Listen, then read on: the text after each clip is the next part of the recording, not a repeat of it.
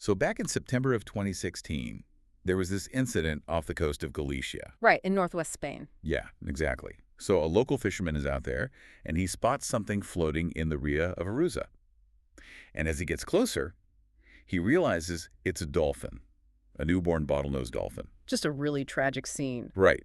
So eventually, marine biologists from the local research institute, they come out, they recover the body, and they run a full necropsy.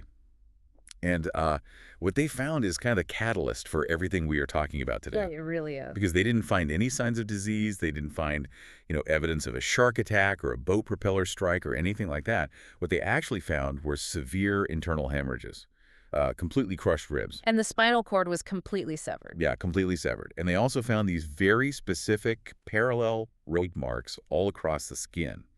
And these marks were spaced exactly 11 to 13 millimeters apart. Which is really specific. It is. Okay. Because those marks are the undeniable forensic signature of adult bottlenose dolphin teeth. Yeah, and that specific necropsy report, which detailed injuries like an atlanto-occipital dislocation. Which is basically an internal decapitation, right? Exactly, yeah. Right. It effectively forces us to confront this reality that is just very, very difficult to reconcile with, our popular understanding of marine life. It completely shatters that deeply entrenched pop culture image we've all kind of cultivated for decades. I mean, if you picture the classic flipper fantasy, right?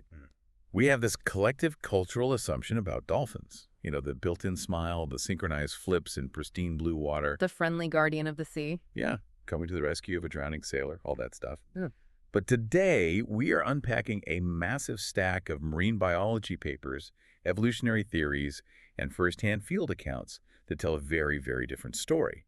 We're doing a deep dive into the scientific evidence behind dolphin behaviors that completely contradict that friendly reputation. And we are talking about highly coordinated sexual coercion, calculated infanticide, and interspecies aggression. It's intense because we are looking at apex predators with cognitive abilities that allow for complex, organized behaviors that, well, we usually only associate with humans or, higher primates. Right. The intelligence that we so often praise in these animals is actually the exact same tool they use to execute these really harsh evolutionary strategies. Okay, let's unpack this because our sources today, they range from that Galician study we just mentioned by Dr. Bruno Diaz-Lopez and his colleagues to provisioning program data out of Tangalooma, Australia, to broader evolutionary psychology texts.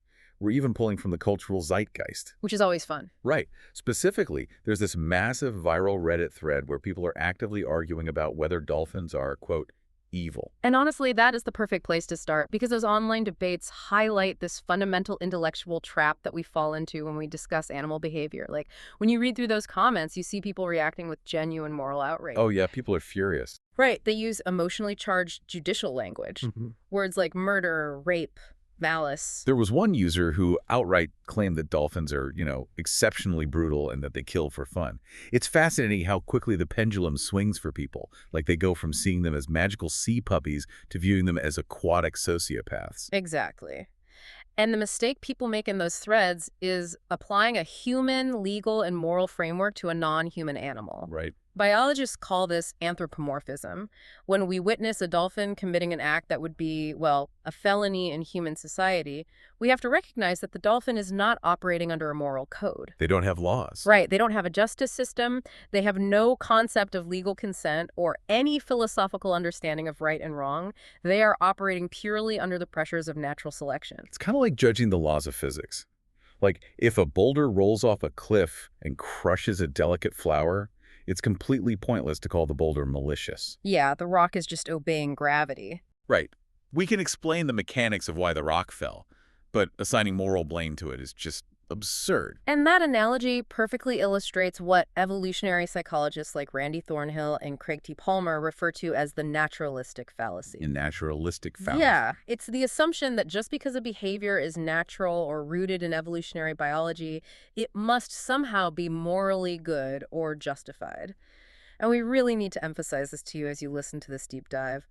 We aren't endorsing the violence when we explain the biological mechanism behind it. We are simply observing the reality of how these animals survive and propagate. And honestly, Observing that reality requires us to debunk some of the more sensationalized fears out there. Because if you spend enough time in these Reddit threads, you will inevitably find someone terrified that dolphins are going to sexually assault humans in the water. Oh yeah, that myth is everywhere. It really is. There's a specific comment we flagged from a user claiming they were targeted while swimming in Bali. But when we look at the actual science from animal behaviorists, folks like Dr. Madalena Biorzi, Dr. Janet Mann, and Dr. Diana Rice, the, the consensus is entirely unified against this idea. The scientific record is unequivocal here. Dolphins do not mate outside the cetacean order, let alone outside the Delphinidae family. A bottlenose dolphin simply does not view a human being as a viable reproductive partner. The biology just doesn't work. No, the biological hardware and the evolutionary imperatives, they do not align in any capacity whatsoever. Yet we do have undeniable documented instances of humans being attacked or, aggressively harassed by dolphins. Like, we reviewed this footage from an underwater videographer named Michael Ma. Yeah, that footage is intense. It is terrifying. He was relentlessly pursued by this really large male bottlenose, and the dolphin repeatedly bit at his fins. It rammed him and physically pushed him down toward the ocean floor. Which obviously is a lethal threat in a diving scenario. Exactly. So if it's not a cross-species mating drive, what is mechanically happening in that animal's brain to trigger such an aggressive physical response toward a human? Well, we really have to look at the environmental context. Those instances of severe aggression, which can include things that might look like sexualized dominance displays, are almost universally the result of extreme overexposure and chronic stress. Okay, so they're just totally overwhelmed. Exactly. Just imagine the cortisol levels of a wild apex predator that is constantly bombarded by tourist boats, engine noise, and just crowds of swimmers invading its foraging space. Right, people just swarming them all day. Yeah. Their natural resting and hunting behaviors are completely disrupted. So a stressed 200-kilogram animal with immense physical power, it might act out by biting, ramming, or displaying aggressive dominance toward the immediate source of its frustration. Which happens to be the tourist. Right. It's a behavioral breaking point caused by an unnatural environment. It is not an attempt to hybridize with a human. Okay, so taking the human element out of the equation then, and focusing strictly on how they interact with each other in the wild, we have to identify the biological engine driving your behavior. Because if they aren't bound by morality, what is the ultimate goal here? Well, evolutionary biology dictates that the primary directive for almost all life is reproductive fitness. Passing your genetic material to the next generation. Precisely. But the strategies for achieving that fitness, they diverge wildly depending on whether you are male or female. Because of the biological investment? Yes.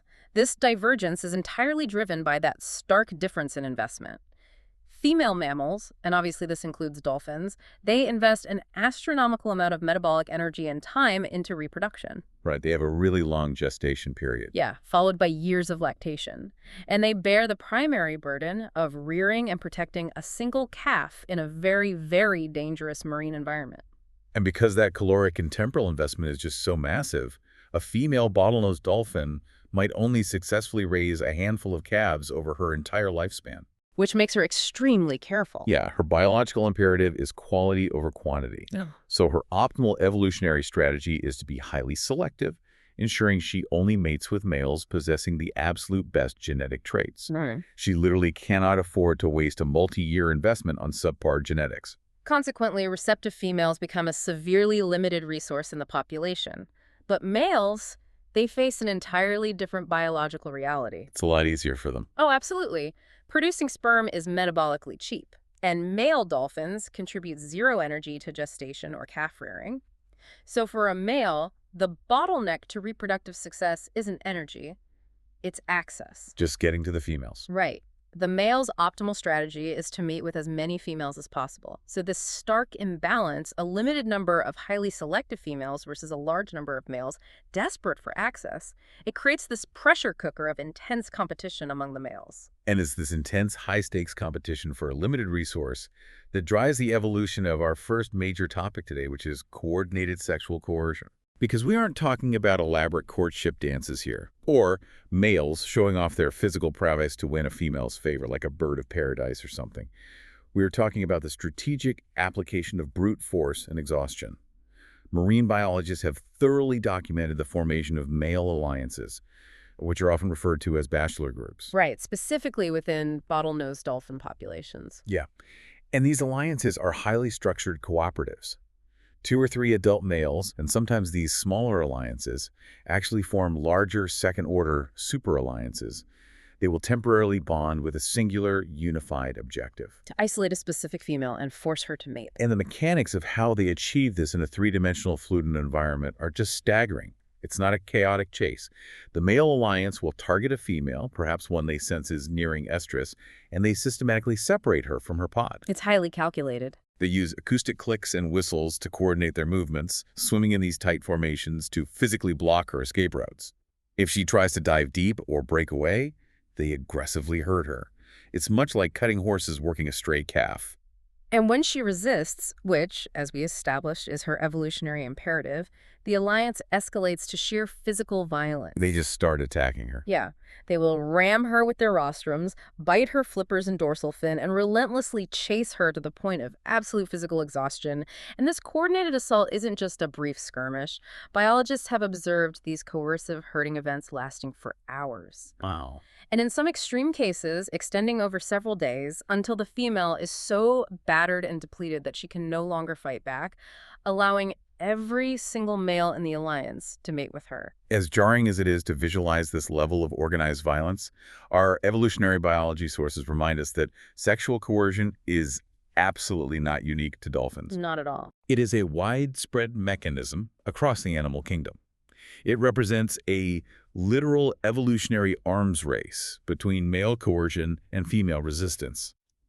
And we see this playing out in incredibly bizarre ways, even down to the level of insects. A perfect example of this is the water strider, specifically the species Geras gracilicornis. Right, these are those small insects you see skimming across the surface tension of ponds. Yeah, exactly. And mating on the surface of the water is incredibly dangerous, particularly for the female, because carrying the male on her back makes her highly visible and vulnerable to predatory fish striking from below. So she's just a sitting duck. Pretty much. Yeah. So to protect herself, the female has evolved a morphological shield. It's a physical barrier over her genitals to prevent forced copulation. So she literally has a physical lock to keep males out. Right. But the males of this specific species, they developed a terrifying counter tactic, which is environmental blackmail. Blackmail. Yeah.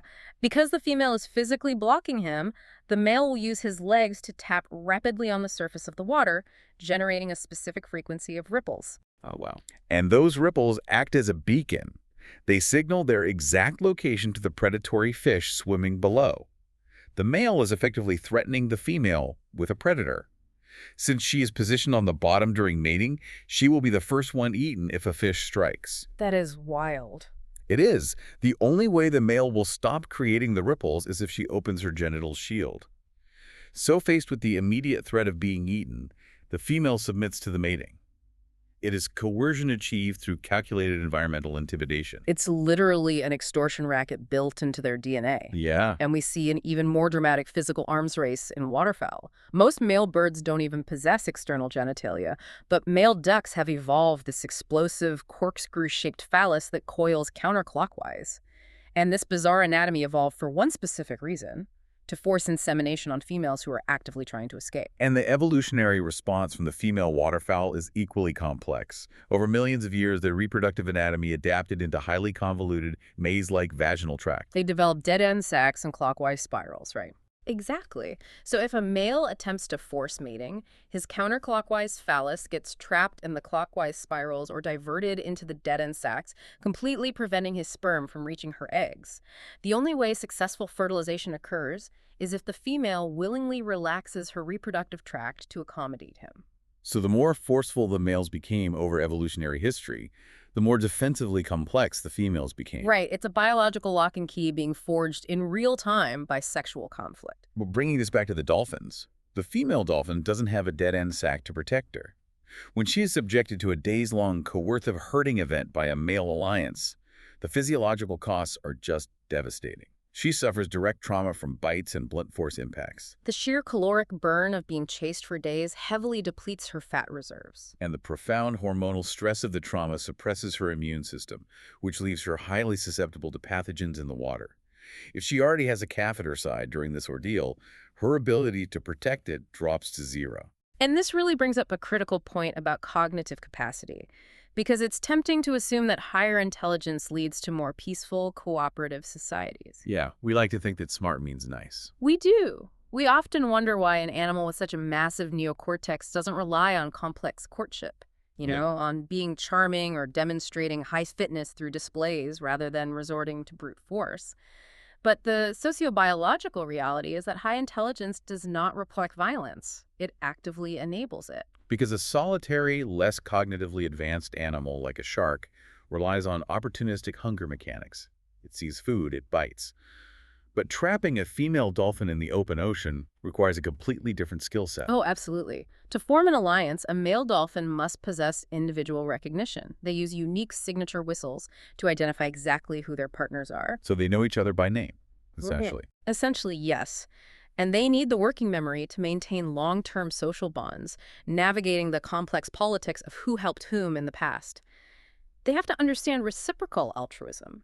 You know, I expend energy to help you secure a mate today, with the understanding that you will do the same for me next week. So the violence we are observing is not a blind instinctual frenzy. It is a calculated strategic operation. Exactly. Their advanced cognitive architecture gives them the processing power to execute coercion on a sale, and with a level of organization that solitary animals simply cannot achieve. Hmm. Intelligence expands their toolkit, and in the relentless pursuit of genetic propagation, males will use every single tool available. Okay, so we've seen how males use this calculated violence to force their genetics into the next generation. But what happens when that same evolutionary drive encounters a female who's already raising a rival's calf? That's where things get really grim. Because that intense reproductive imperative doesn't just switch off, right? It adapts into something even more brutal. And this brings us back to the Galician naturalistic we discussed at the very beginning of the deep dive and the dark biological strategy of infanticide. Yeah, infanticide is an incredibly distressing behavior to document, but it is a well-established, mathematically sound evolutionary strategy observed across numerous mammalian species. We see it in lions, primates, and clearly in cetaceans. Right, and that 2017 study from the Ria Verusa in Spain provides a very rare, complete picture, because usually researchers only find the aftermath, right? Just a battered calf washing ashore. But in this instance, which they designate as case 2, biologists actually witnessed the attack in progress, and then they recovered the exact carcass for forensic analysis. Right. So when the research vessel arrived in the bay, they found the mother, identified as C7, engaging in this profound display of maternal devotion. She was keeping her dead newborn calf afloat at the surface. The mother was exhibiting what ethologists call epimeletic behavior. Epimeletic behavior. Yes. She is biologically hardwired to keep her infant at the surface so its blowhole clears the water to breathe. That maternal instinct is so powerful, so deeply ingrained in her neurology, that she continues to perform the action even after the calf has expired. But the mother and the dead calf weren't alone in the water. Circling them was a massive adult male bottlenose, identified as A9. And the researchers watched as A9 rapidly surfaced and actively pushed the dead calf underwater. And the mother immediately positioned her own body between the massive male and her infant. She was literally balancing the carcass on her rostrum to keep it away from him. So she is adopting a physical defensive posture, attempting to absorb the aggression to protect an investment that is already lost. Yeah. And the male just escalated the violence. He charged the pair, using his mass to violently separate the mother from the calf. He forced the infant's body underwater, and then using his peduncle, which is the incredibly dense muscular stalk of his tail, he rammed the 32-kilogram carcass with such explosive force that it was launched 2 to 3 meters into the air. Flipping end over end. Yes. And the mother kept diving, frantically circling to block him, but the male's assault was just relentless. Only after the mother's responses slowed down from sheer exhaustion did the male finally abandon the carcass. And when the veterinary pathologist conducted the necropsy, the internal damage matched the sheer violence of the observation. I mean, to generate enough kinetic energy to launch a 32-kilogram object out of the water, overcoming the massive drag coefficients of the water itself requires a terrifying amount of speed and muscle mass. It really does. The impact fractured multiple ribs on the calf's left side. It caused that atlanto-occipital dislocation we mentioned earlier, severing the skull from the spine. And the 6th thoracic vertebra was luxated, right? Pushed entirely out of its anatomical alignment, cleanly severing the spinal cord. This was not collateral damage from a rough mating attempt. This was targeted, localized trauma designed to end a life quickly. And the tragic part is that it isn't always quick.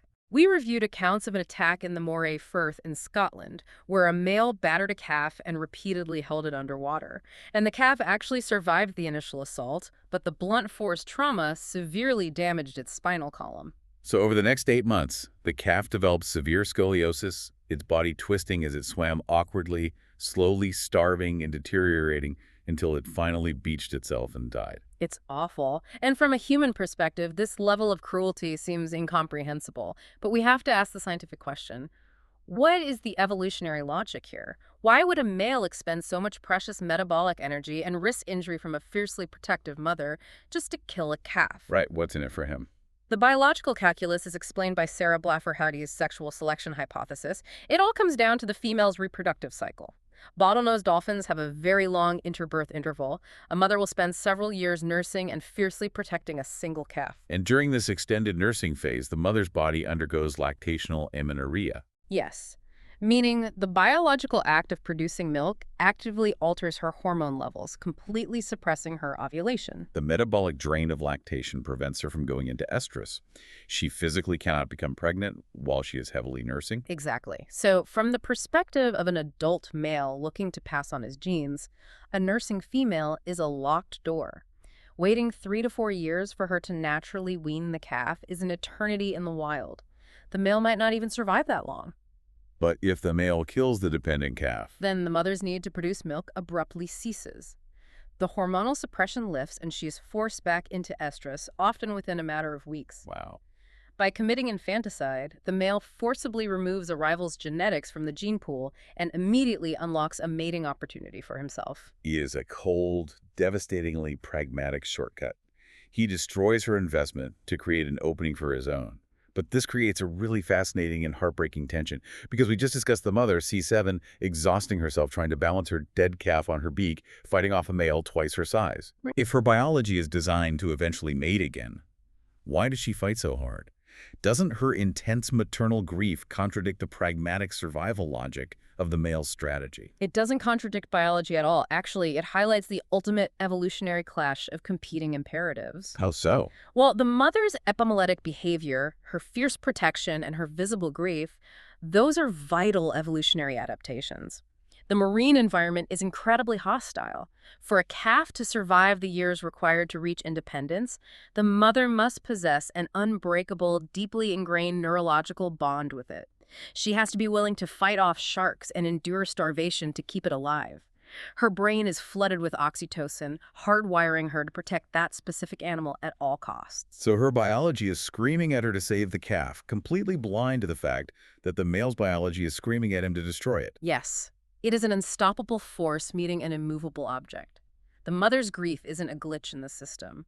It is the tragic, agonizing expression of a biological imperative that's just been violently thwarted. Wow. We are witnessing the raw, unedited conflict of natural selection playing out in real time. Precisely. So we can look at infanticide, and however grim it may be, map it directly to a reproductive strategy.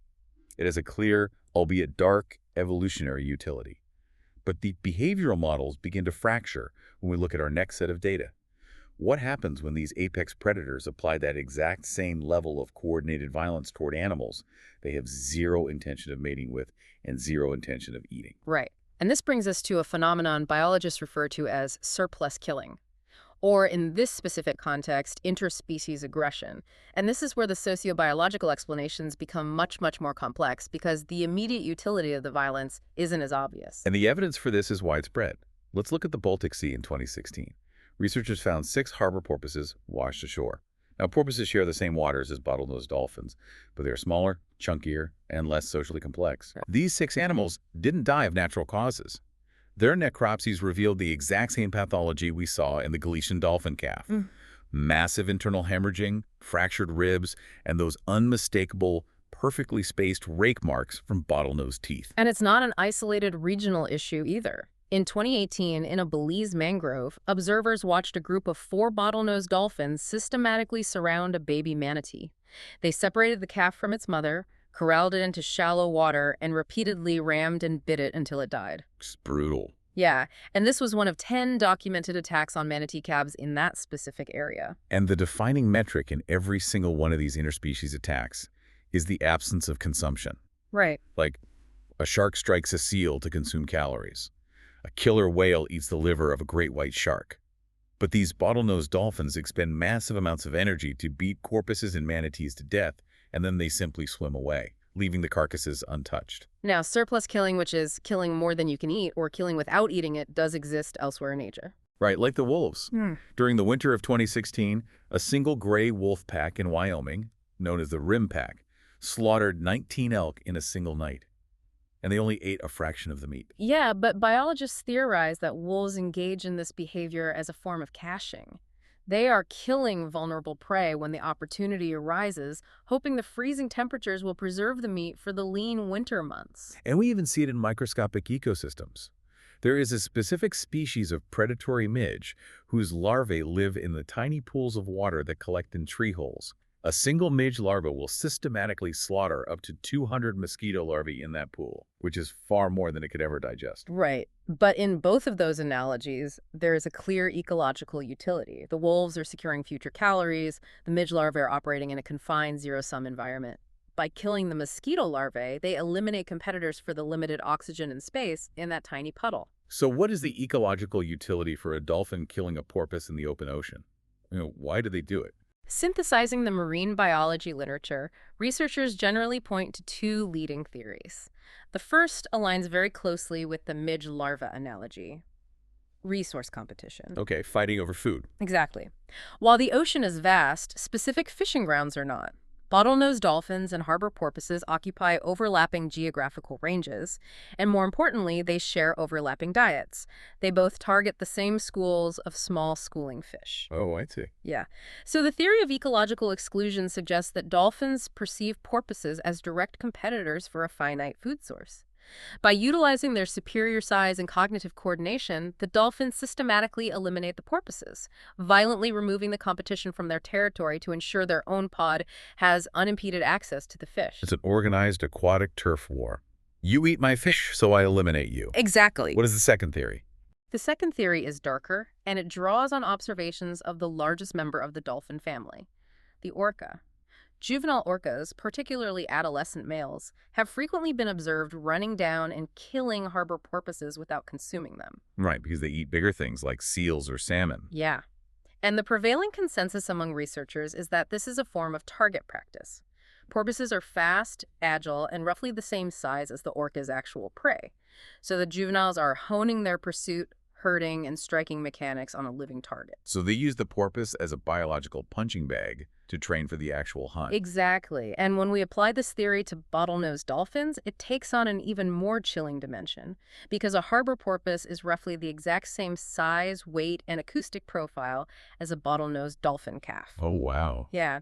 Some researchers postulate that young male bottlenose dolphins are using porpoises to practice the high-speed maneuvers, the coordinated acoustic blocking, and the blunt force peduncle strikes required to successfully execute infanticide against their own species. They are running drills on another species, so they are ready when they need to kill a rival's offspring. It is a distinct possibility. That level of foresight is staggering. But I want to introduce a perspective raised in one of the video essays we analyzed. Because the narrator argues that because these animals aren't slaves to simple hunger mechanics, their vast cognitive capacity means they possess complex emotional landscapes. Which is true. So could this surplus killing be a manifestation of displaced aggression? We know that when humans experience acute stress, frustration, or a surge in testosterone, they might punch a wall or lash out destructively. Could a group of socially frustrated male dolphins be doing the exact same thing, but instead of a wall, they take it out on a passing porpoise? It is a highly compelling hypothesis, and given the neuroanatomy of a dolphin, we absolutely cannot rule out complex emotional states like frustration, stress, or even a twisted manifestation of play. Their massive neocortex allows for a level of behavioral flexibility that defies simple survival algorithms. If a bachelor group of males is thwarted in their attempts to secure a female, or if the pod is experiencing environmental stress from boat traffic or shifting temperatures, they have the physical power to externalize that frustration. They just take it out on whoever's nearby. Yeah. Their intelligence means they can hold grudges, they can experience boredom, and they can engage in actions that, if we were to anthropomorphize just for a moment, look distinctly like bullying. Okay, so given this immense capacity for calculated violence, ecological exclusion, and potentially emotionally driven aggression, where does that leave us? How can humans possibly interact safely with an apex predator that operates this way? That's a very difficult balance. Because this brings us to the final piece of our deep dive, human-dolphin interactions and the Tangalooma provisioning program. Because despite everything we've just discussed, humans do interact with wild dolphins, and occasionally it doesn't end in disaster. But navigating that interaction requires a profound respect for the biological realities we've outlined today. The baseline rule is that wild, unregulated interactions are inherently dangerous. Right, like the Michael Ma footage we discussed earlier, or the Reddit accounts of swimmers being harassed. These aren't anomalies, they are the predictable results of ignoring boundaries. Swimming out to a wild pod disrupts their foraging, it stresses the mothers, and it can trigger the exact aggressive dominance behaviors we see them use on each other. Yeah, approaching a 200-kilogram predator in its own environment without understanding its sociobiological triggers is just a recipe for broken ribs or drowning. But marine biologists have found ways to study and interact with these populations by creating highly controlled interfaces. And the most illuminating data comes from provisioning programs, which are essentially structured feeding stations. And to understand why the Tangalooma program in Moreton Bay, Australia is such a massive scientific success, we really have to contrast it with a historical catastrophe. Right, the Monkey Mia program. Yes. In the 1980s, an unregulated provisioning program began at Monkey Mia in Western Australia. And it was a free-for-all. Tourists stood in the shallow water all day, handing fish to any dolphin that approached, including lactating mothers. And the ecological fallout was devastating. Because the food was constant and unregulated, the mothers drastically altered their behavior. Instead of foraging normally, they spent hours lingering in the shallow, human-dominated surf, essentially begging for handouts. Which is terrible for the calves. Exactly. This kept their calves exposed to the blazing sun, exposed to human pathogens in the water, and most critically, trapped in the shallow coastal zones where predatory sharks frequently patrol. The calves of those provision mothers at Monkey Mia suffered a mortality rate exceeding 80%. They literally loved them to death. Yeah, but the researchers at Tangalooma looked at that 80% mortality rate and completely redesigned the interface. The 2008 study by Neal and Holmes tracks the calves born to the provision mothers at Tangalooma mothers with names like Bess, Beauty, and Tinkerbell. And the results were incredible. Over a 15-year observation period, the survival rate for calves in this program wasn't 20%. It was an unbelievable 100%. 8 out of 8 calves survived to independence. And from a statistical standpoint, that flawless survival rate is astonishing because the cohort included high-risk individuals. Right. The data specifically highlights orphan calves named Echo and Shadow. In the wild, an orphan calf almost certainly starves or is predated upon, but because they had access to the provisioning station, they survived. The cohort also included firstborn calves, like Tangles and Silhouette. In wild bottlenose populations, a first-time mother is inexperienced, and her calf mortality rate can be as high as 86%. Yet at Tangalooma, the firstborn survived right alongside the others. So how did this program achieve a 100% survival rate while interacting with the exact same species that failed so tragically at Monkey Mia? Well, the success lies entirely in the strict, science-driven management regime. They didn't try to domesticate the dolphins, they controlled the human variables to bleed off the ecological pressure. Okay, what were the rules? First, they strictly limited the duration of the interaction. The feeding only occurs for one single hour at sunset. That constitutes less than 5% of the dolphin's 24-hour cycle. So they aren't turning the predators into dependent beggars. They're merely providing a brief, predictable supplement, forcing the dolphins to spend the other 95% of their day engaging in natural hunting and social behaviors. Exactly. Second, they instituted absolute pathogen control. We established earlier how stress and injury compromise a dolphin's immune system. At Tangalooma, tourists are forbidden from swimming with the pod. Physical touching is strictly prohibited. And anyone permitted to hand a fish to a dolphin must first scrub their hands and forearms to the elbow with a Milton antibacterial solution, right? Right. They created a sterile clinical barrier between human bacteria and the wild marine mammals. Third is the nutritional quality. They don't use tourist scraps. The program exclusively provides high-quality, locally caught silver biddies. And crucially, the fish are flash frozen to kill any internal marine parasites, and then carefully thawed before feeding. It is a nutritionally optimized, parasite-free caloric supplement. But the most profound insight from the study is how this 1 hour of feeding ripples out to alter their entire foraging ecology. Hmm. By receiving roughly 20% of their daily caloric requirement in a safe, easy environment, the mothers experience a massive reduction in energetic stress. Because the metabolic cost of lactation is immense. Normally, a mother must hunt aggressively to sustain her milk production, which often requires her to engage in high-speed pelagic chases in deep water. And a newborn calf lacks the muscle mass and oxygen capacity to keep up with a high-speed chase, resulting in the mother and calf becoming temporarily separated in the open ocean. And the moment that calf is separated and alone in deep water, it becomes an immediate target for a cruising tiger shark, or, as we learned today, a roaming alliance of infanticidal males. Precisely. But because the Tangalooma mothers receive that 20% caloric boost, they don't have to engage in as many desperate deep water chases. They can afford to forage at a slower pace, remaining in shallower, safer waters where they can keep their calves close by their sides. The provisioning program doesn't just feed the calf. It actively mitigates the behavioral risks that lead to predation. So what does this all mean? We didn't domesticate them. We just created a highly structured boundary. It's like having a healthy relationship with a dangerous neighbor. Good fences make good neighbors. If we connect this to the bigger picture, Tangalooma works perfectly because it respects the dolphins as wild, complex predators. By removing the stress of starvation and mitigating human pathogen transfer, humans actually eased the brutal biological pressures that drive things like infanticide and aggression. It is a powerful testament to what can be achieved when wildlife management is grounded in rigorous ecology. We strip away our anthropomorphic biases and work within the parameters of the animal's actual evolutionary needs. So as we wrap up this deep dive, let's retrace the massive paradigm shift we've navigated today. We started by tearing down the pop culture facade of the smiling, harmless flipper, exposing the reality that dolphins are apex predators, operating completely outside the bounds of human morality. We examined the dark evolutionary logic behind sexual coercion, detailing how male alliances use their advanced communication and memory to systematically isolate and exhaust females. We confronted the brutal mechanics of infanticide, where males use explosive blunt force trauma to eliminate rival calves, manipulating the female's lactational amenorrhea to force her back into the reproductive pool. We looked at the baffling phenomenon of surplus killing and interspecies aggression, exploring how dolphins use harbor porpoises and manatees for ecological exclusion, hunting practice, or perhaps even as an outlet for complex, stress-driven emotions.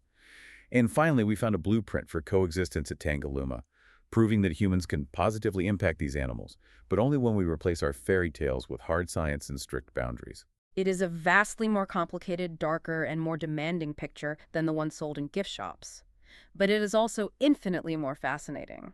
Recognizing their capacity for both organized violence and incredible survival adaptations gives us a much richer understanding of the ocean's true dynamics. It really does. And before we go, I want to leave you, the listener, with the final thought to mull over. Throughout this entire journey, the recurring theme wasn't just violence. It was the mind behind the violence. We saw how the dolphins' high intelligence, their working memory, their acoustic communication, their capacity for long-term social alliances is the exact mechanism that enables their coordinated coercion and their calculated surplus killing. It forces us to ask a deeply uncomfortable question. What's that?